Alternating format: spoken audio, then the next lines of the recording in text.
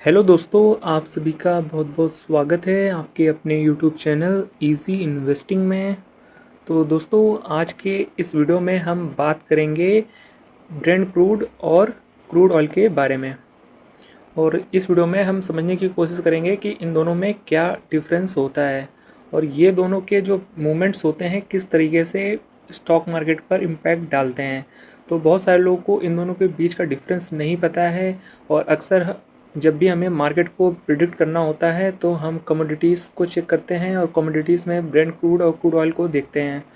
तो हम इसे क्यों देखते हैं और किस तरीके से इनका इम्पैक्ट पड़ता है स्टॉक मार्केट में, सारा कुछ समझने वाले हैं। तो वीडियो के आखिर तक बने रहिएगा। तो चलिए वीडियो को शुरू करते हैं। तो दोनों के बीच क्या डिफरेंस होता है उसको हम समझते हैं इस आसान से। यहाँ पर जो आपके सामने कुछ टेक्स्ट दिखने को मिल रहे होंगे इसके थ्रू समझने की कोशिश करते हैं। और यहाँ पर आप देख सकते हैं कि क्रूड ऑयल और ब्रेंट क्रूड में क्या डिफरेंस होता है। तो सबसे पहले दोनों के बीच डिफरेंस समझने से पहले समझ लेते हैं कि क्रूड ऑयल होता क्या है, फिर समझेंगे ब्रेंट क्रूड क्या होता है। तो पहले देख लेते हैं क्रूड ऑयल क्या होता है। तो देखिए, क्रूड ऑयल जो है वो एक जनरल टर्म है, सामान्य एक तरीके से नाम है।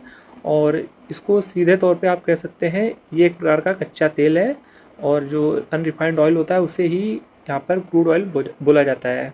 और जो क्रूड ऑयल होता है बेसिकली इसके कई सारे प्रकार होते हैं। पहला टाइप जो होता है वो WTI क्रूड ऑयल होता है, ब्रेंट क्रूड होता है, दुबई क्रूड होता है। और यहाँ पर आप ये भी देख सकते हैं कि ये भी कहा गया है कि देखिए, क्रूड ऑयल कोई एक चीज़ नहीं है, ये एक कैटेगरी है। तो ये तो बात हो गई क्रूड ऑयल की।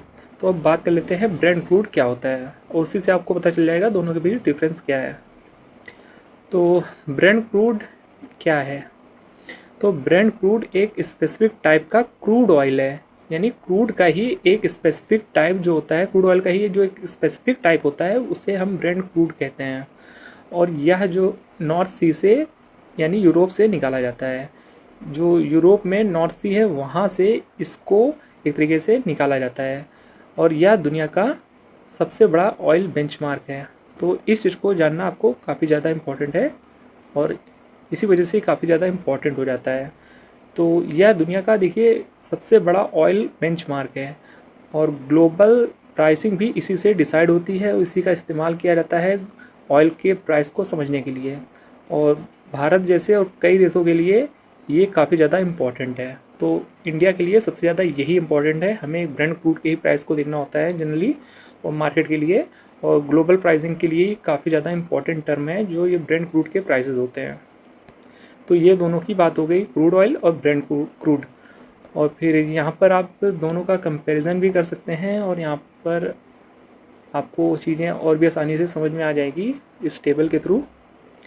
तो ये तो बात हो गई क्रूड ऑयल और ब्रेंट क्रूड की। तो अब मेन बात निकल के आती है कि स्टॉक मार्केट में इसका किस तरीके से असर पड़ता है, यानी इनके जब प्राइसेस ऊपर जाते हैं या फिर नीचे जाते हैं तो स्टॉक मार्केट में इसका कैसे फ़र्क पड़ता है। चलिए देख लेते हैं। तो यहाँ पर आप देख सकते हैं जब ऑयल प्राइसेस बढ़ते हैं तो स्टॉक मार्केट में इसका जो इम्पैक्ट है वो नेगेटिव देखने को मिलता है, नेगेटिव इम्पैक्ट आता है। और देखिए, जैसा कि आपको पता होगा इंडिया जो है वो ऑयल इंपोर्ट करता है। तो अगर ऑयल के प्राइसेस बढ़ेंगे तो एक तरीके से इसको नेगेटिव समझा जाएगा। तो ऑयल का प्राइसेस जब भी बढ़ता है मार्केट में अक्सर गिरावट होती है, आपने हमेशा नोटिस किया होगा। और इसका इम्पैक्ट क्या पड़ता है, मतलब इसका असर क्या पड़ता है जब भी ऑयल प्राइसेस बढ़ते हैं। तो इसका पहला जो असर आपको देखने को मिलेगा वो देश में आपको ये देखने को मिलेगा कि महंगाई बढ़ती हुई देखने को मिलेगी। फिर रुपए की जो वैल्यू है वो भी गिरती हुई देखने को मिलेगी, क्योंकि इंडिया ऑयल को इंपोर्ट करता है और ऑयल को इंपोर्ट करने के लिए हमें डॉलर में पेमेंट करना होता है और डॉलर में पेमेंट करने के लिए हमें पहले डॉलर को ख़रीदना होता है रुपये में पेमेंट करके। तो इस तरीके से डॉलर की यहाँ पर डॉलर के लिए तो बेनिफिशियल होता है पर रुपीज़ के लिए चीज़ें अच्छी नहीं मानी जाती है अगर हम कोई चीज़ इंपोर्ट करेंगे इंडिया में। तो इस प्रकार यहाँ पर रुपए की वैल्यू गिरती है और कंपनियों का देखिए खर्च भी बढ़ जाता है। बहुत सारी कंपनीज़ हैं जो कि उनका कोई भी प्रोडक्ट है या कोई भी सर्विसेज है उनके लिए ट्रांसपोर्टेशन की ज़रूरत पड़ती है, ट्रांसपोर्टेशन कॉस्ट बढ़ जाती है जब भी ऑयल के प्राइसेस बढ़ते हैं। या फिर कई सारी इंडस्ट्रीज़ ऐसी है जो डायरेक्ट ऑयल का यूज़ करती है अपने मैन्युफैक्चरिंग में या किसी भी प्रकार की प्रोडक्ट को बनाने में। तो जब भी ऑयल का प्राइस बढ़ेगा तो उनके कंपनियों का खर्च बढ़ जाता है, तो ये एक तरीके से नेगेटिव माना जाता है उस कंपनी के लिए और साथ ही साथ मार्केट के लिए भी।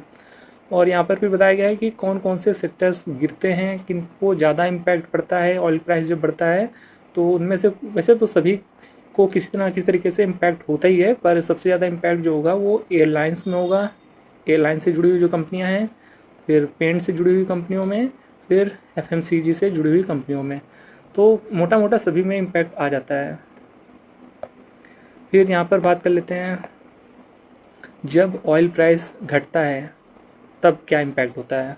तो देखिए, जब भी ऑयल के प्राइसेस घटते हैं तो उसको पॉजिटिव समझा जाता है मार्केट के लिए, और इसका देश में भी पॉजिटिव इम्पैक्ट दिखता है। और क्या क्या फ़ायदा होगा। अब देखिए, ऑयल के प्राइसेस घट रहे हैं तो जाहिर सी बात है महंगाई में इसका कम होना तय है, क्योंकि लोगों को कम पैसे में पेट्रोल मिलने लगेगा या जो भी है ऑयल घटने से। और कंपनियों का भी जो प्रॉफिट है वो बढ़ने लगता है, क्योंकि उनका ट्रांसपोर्टेशन कॉस्ट कम हो जाती है या और तरह के जो खर्चे हैं वो कम हो जाते हैं, और इकोनॉमी भी मजबूत होने लगती है और मार्केट ऊपर जाने लगता है। जैसे कि बताया गया है, इंडेक्स जैसे निफ्टी 50 ऊपर जाते हैं। तो कहने का मतलब है ये जब भी ऑयल के प्राइसेस घटते हैं वो मार्केट के लिए काफ़ी पॉजिटिव माना जाता है। तो अब यहाँ पर देख लेते हैं, देखिए पर इसका इम्पैक्ट जो मतलब कि ऑयल का प्राइस जो गिरता है उसका इम्पैक्ट जो होता है वो ऑयल कंपनियों में उल्टा देखने को मिलता है। और यहाँ पर देखिए चीज़ें उल्टी होती हैं ऑयल कंपनियों के लिए। जब भी ऑयल के प्राइसेस बढ़ते हैं तो उनको फ़ायदा होता है, क्योंकि उनको प्राइसेस बढ़ाने का मौका मिल जाता है और भी कई तरीके के फ़ायदे मिल जाते हैं। और यहाँ पर कुछ कंपनियाँ बताई गई हैं, इनको फ़ायदे होते हैं। और यहाँ पर अब ऑयल के प्राइसेस घटेंगे तो इनको नुकसान होता है। तो ऑयल की कंपनियों में सिचुएशन उल्टी हो जाती है। तो ऑयल की कंपनियां थोड़ा अलग तरीके से परफॉर्म करती हैं जो ब्रेंट क्रूड के प्राइसेस होते हैं उस पर। नॉर्मल कंपनीज़ में तो जो हमने पहले बताया वो वाली चीज़ें काम करती हैं जो अभी हमने आपको बताया, पर ऑयल कंपनियों के लिए चीज़ें उल्टी काम करती है, तो इस चीज़ को आप ध्यान रखिएगा। तो लास्ट में अब बात कर लेते हैं कि ऑयल प्राइसेस कौन डिसाइड करता है। तो ऑयल के जो प्राइसेस होते हैं वो कई सारी चीज़ों पर डिपेंड करते हैं, like OPEC, global demand and supply, और वार और जियो पॉलिटिक्स। तो अभी हाल ही में आपने देखा होगा कि वॉर और जियो पॉलिटिकल टेंशन का बहुत ज़्यादा इम्पैक्ट पड़ते हुए देखा होगा आपने ऑयल के प्राइसेस पे, और बहुत सारे सिचुएशन पर ऑयल के प्राइसेस काफ़ी बढ़ते हुए देखने को मिले। तो वार और जियो पॉलिटिकल्स और यहाँ पर ग्लोबल डिमांड एंड सप्लाई काफ़ी हद तक यहाँ पर इम्पैक्ट करती है इसके प्राइसेस पे।